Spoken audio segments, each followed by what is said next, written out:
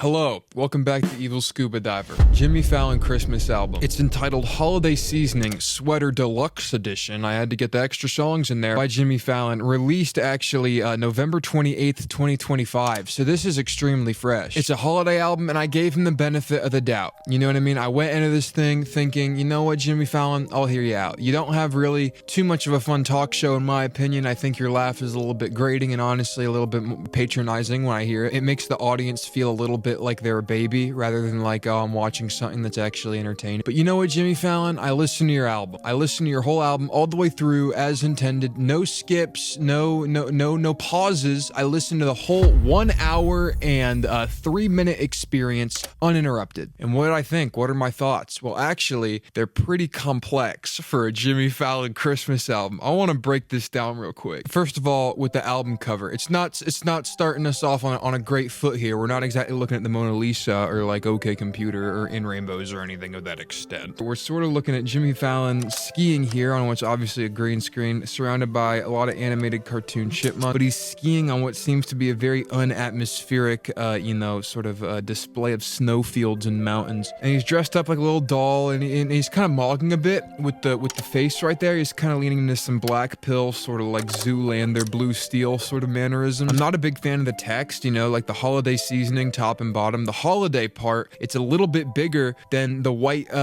section at the bottom saying seasoning because he has to fit Jimmy Fallon in there somewhere too. So it's just unsymmetrical. Like the album cover composition just simply kind of looks janky because of that. It's I don't know. There's no grid line. There's no cohesion. There's no vertical symmetry. You do get this album in Dolby Atmos though, which is something to take into account. But as for the quality, what to expect when you get into this album, Jimmy Fallon. Jimmy Fallon is somewhat of an enigma to me because, we know him as the goofy talk show host who can't really be a talk show host. But before that, man, he was a comedian. He was on SNL. You know what I mean? He was really kind of out there living in the trenches of the comedic world and like establishing himself as an actor, There's not too much difference between him and like an Adam Sandler character. It's just that Adam Sandler differentiated himself with his movies more and like created like a persona for himself that I guess was a little bit more appealing. But they're essentially the same archetype of person. They're both on SNL. They both have an affinity for making sort of joke parody songs. And I say all this to say Jimmy Fallon is an entertainer. He's an entertainer. We think of him as a talk show host, but really in reality he's an entertainer. Not too dissimilar from Adam Sandler, not too dissimilar from Seth MacFarlane, who also kind of has his own secondary thing going on where he's like kind of cosplaying Frank Sinatra on his own albums. It's an interesting niche, it's an interesting pocket, and Seth MacFarlane does it really well. He does it so well actually that he was able to play the mouse on Sing. You know what I mean? Like he booked that because of this little niche passion that he has. And it just so happens that like Peter Griffin and like the Sandman, Jimmy Fallon has an affinity for having a separate career where he just sings comedically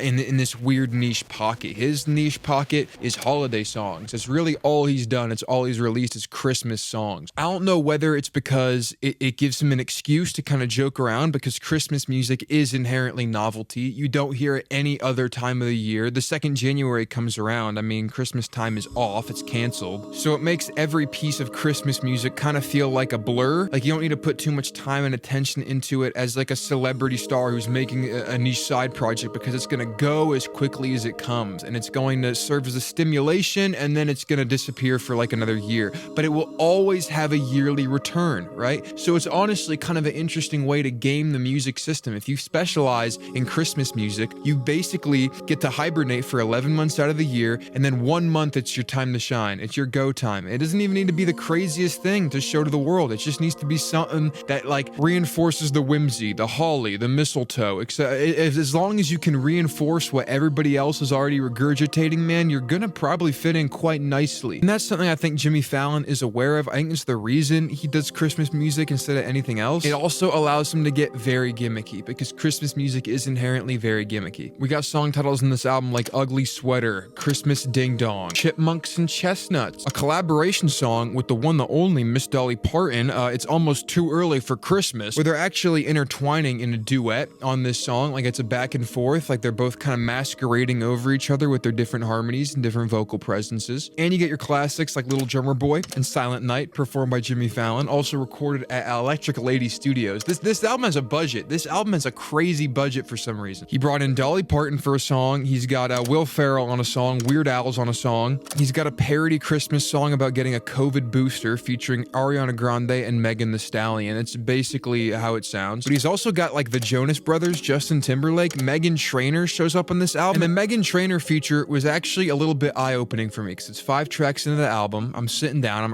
I'm ready for the album experience. I'm 4 songs in, I'm confused. And the Meghan Trainor feature comes in and it clicks. It automatically clicks with me. I think to myself, oh my God, Jimmy Fallon is trying to be the male version of Meghan Trainor. That's what he's doing. All the production from song to song, the reason it sounds so lush and commercial and grandiose, and the way Jimmy Fallon, uses like a tone and cadence and stuff like that, it's Meghan Trainor core. He's trying to make music for like the Peanuts movie. He's trying to make music for the end credits of like the Bluey PG movie that comes out in theaters for a limited release. And that's when it clicked. I think Jimmy Fallon is simply in his own world. He doesn't care about the artistry as much as he does the novelty. And this is reinforced by the fact that the production on this album is legitimately good. Like, it's not bad. From song to song, it's not grating, it's not jarring, it's actually pretty interesting. There's a song called Christmas Alone where Jimmy slaps auto-tune onto his vocal chain and just kind of yodels off some interesting high-pitched notes that I did not think he had in his bag, and he's actually kind of adventurous with the way he's using his voice. It's kind of mind-blowing, guys. I was going into this thing expecting a cringe fest. I was going into this expecting, oh, here's an album I really get to rip apart. This is gonna be awesome. But I went into it and there's effort and there's care and there's attention, and it's not effort and care and attention like somebody trying to make a grand statement, like a To Pimp a Butterfly or a Dark Side of the Moon, or like something that's like supposed to stand as art, something that has like an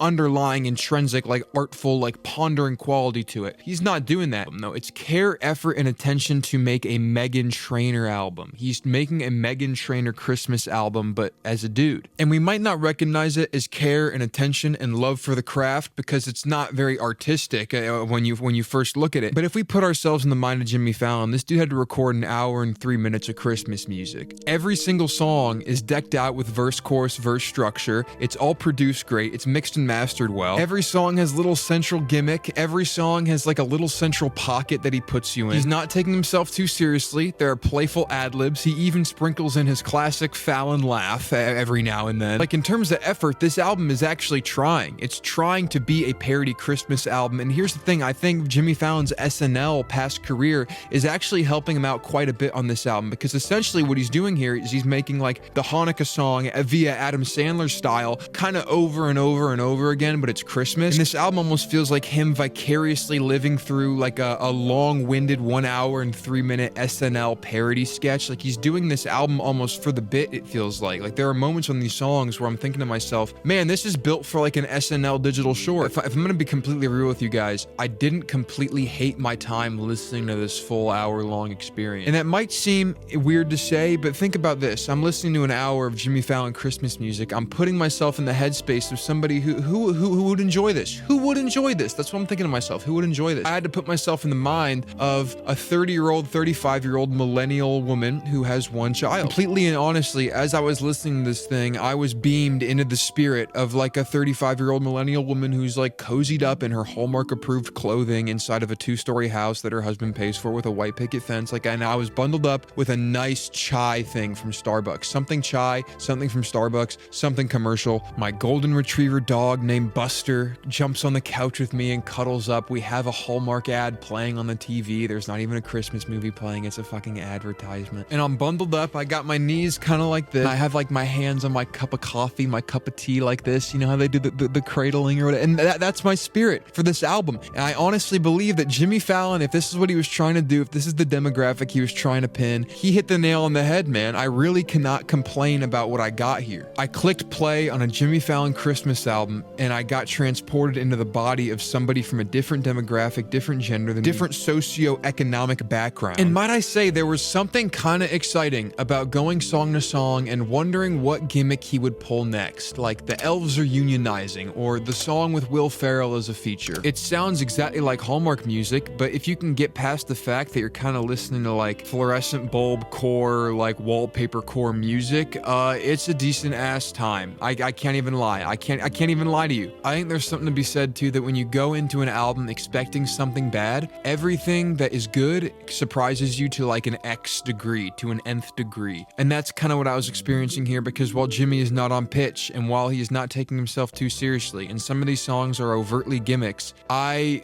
liked the gimmick. I'm not gonna lie. I thought the gimmick worked. These songs are gimmicks. gimmicks, they're not art, but the gimmick isn't bad. The gimmick isn't making me turn the album off. The gimmick is actually making me kind of go like, oh, that's clever. That's interesting enough. Oh, he got that person. There's effort here. Oh, there's a dynamic for this song. Okay. Like the duet with Dolly Parton. It's too early for Christmas. Like that whole song is about the fact that like your Christmas lights go up too early. You know, the Christmas tree comes up too early. And that's the gimmick. And the song exists in that gimmick for a full verse, chorus, verse structure, and it gives it all it's got. It gives it all it's got. Every song, even if it's stupid, it is really trying. It is trying to be stupid. And there's a nobility in that. And I'm not gonna lie, guys. It's festive. It sounds festive. It sounds like a Christmas album. He kind of decked this shit out. No pun intended. Actually, pun intended. That was kind of cool what I did. You know, if I'm being honest, there was an ounce of me that wanted this to be kind of a miserable experience that I could go off, right? So I could really dive into just how bad the Jimmy Fallon Christmas album was. But as I listened to this thing, I got a more holistic, perfect picture of who Jimmy Fallon is as a person, and that is just he's an entertainer. He's an entertainer who makes slop, sure, but that's his form of entertainment. And can I hate that? Can I knock that? Not really, because he's trying. He's still trying. Even if his brand of trying is making Meghan Trainor core slop for a Hallmark audience, he's still doing it, and he's still out here. And that's his niche. That's his brand. It's not a brand that people in my demographic are messing with, but I can respect it. I can respect that I'm not the demographic, and he's making music for a completely wildly different one than me, and that's okay because he's still trying. And that's the quality we should expect. You know, we shouldn't be looking to Jimmy Fallon to guide us through Egypt for 40 years, but we can look to him to give us a little bit of slop. Heavily commercialized, heavily budgeted, heavily, you know, sort of gamed by the producers, 5 writers in the room type of slop. But at the end of the day, that's Jimmy Fallon. That's who he is. It's successful. It works for him. It's commercial. Can I hate, really? Can I hate? Because he's in a way more successful position than I am. And he's out here making a side quest album with a huge budget with all these different artists on it, and he's having a fun time. He's kind of vicariously living through his younger SNL days with the parody aspect of all the music. Some songs are actually pretty interesting. Some songs stick to a pretty cohesive gimmick the whole time. It's like, how can I really hate? How can I really hate? I went in expecting an embarrassment fest, and I got something kind of like humbly passionate in a very novelty niche way that I wasn't expecting. And dare I say, I think I mess with it. I think I mess with the fact that Jimmy Fallon is out here making his own Christmas album with a huge ass budget, with a lot of different production people pulling the strings behind what he's allowed to say and what he's not allowed to. You can obviously hear it within the topics of the songs, but I think I'm okay with it because I know the context. I know the context of why this music sounds like it does. I know the context of the amount of effort that he's putting into it. I know who he is. He's a talk show host. He's not the best talk show host. He's the Meghan Trainorification of talk show host. But I understand that going into this album, and I'm willing to meet him on that level. I don't want him to be anything more. I don't want him to be anything less. I was actually expecting less. You know what I mean? It would be fine if he was less, but he didn't give me less. He gave me Jimmy Fallon. He gave me Jimmy Fallon and all the different corny, magnified, different, insane parts of him, and I appreciate that, man. You know what? Go Jimmy Fallon. Hell yeah. It's not high art. It's not like you're looking at the Mona Lisa of Christmas albums or anything. It's not like you're gonna throw on Stevie Wonder songs in the key of life. You're gonna get the most beautiful compositions of your life, but that's not what you were looking for anyways. That's not what you were looking for anyways when you press play on Jimmy Fallon Christmas album. That's not what you were looking for. You were looking to make fun of him, and I didn't get that. I didn't get that actually. And that's where I stand. That's my final stance on the album. Jimmy Fallon Christmas album. Let me know if you listened to it, what your thoughts were on it. Oh my god, the comments are just gonna be an explosion of conversation. But that's what I wanted to yap about here for a little bit. And yeah, maybe that's unexpected. But honestly, man, we live in a world of slop. We live in a world of just like bullshit. And when you get something that actually dares to be a little bit passionate in the fact that it's bullshit, you know, how can I complain? There's been worse stuff. You know what I mean? There's been stuff with less effort. There's been stuff with less care and attention. And even if it is a giant gimmick cringe fest to a lot of people, it doesn't take away from the fact that there's effort in here. And that is something I can walk away with my head held high, like saluting Jimmy for. Like, you know what, Jimmy Fallon, keep doing you, bro. You can have your little fun talk show. You can have your little slop monologue written by 10 different interns that are a completely different generation than you. You can have your virally manufactured moments on TikTok and Instagram, etc. You can do all this, and you can do all it well. If we lost Jimmy Fallon tomorrow, I think we would actually miss him. I think we'd miss his weird brand of like demographically gamed, you know, hyper manufactured, you know, slop content. What could Jimmy Fallon possibly metamorphosize into that would be more interesting than the person he is right now? I value Jimmy Fallon after this. I value him. I value his slop. I value the way he does things. In 100 years, when Jimmy Fallon is dead, we're going to be looking back at his show with a sense of surreal comfort in the fact that, you know what, he wasn't the best person. He was a jester dancing on screen for our little cringe amusement, but you know what, I appreciate the fact he did his dance, and he did his dance well, and he did his dance without an ounce of shame or pity or self-seriousness. He did it for us. He made himself a jester for us, and that's honorable. That's honorable, and that's noble, and that's almost like samurai coded. That's my thesis. That's my thesis statement for this video. Thank you for listening. Until we meet again, right? All right. Evil Scuba out.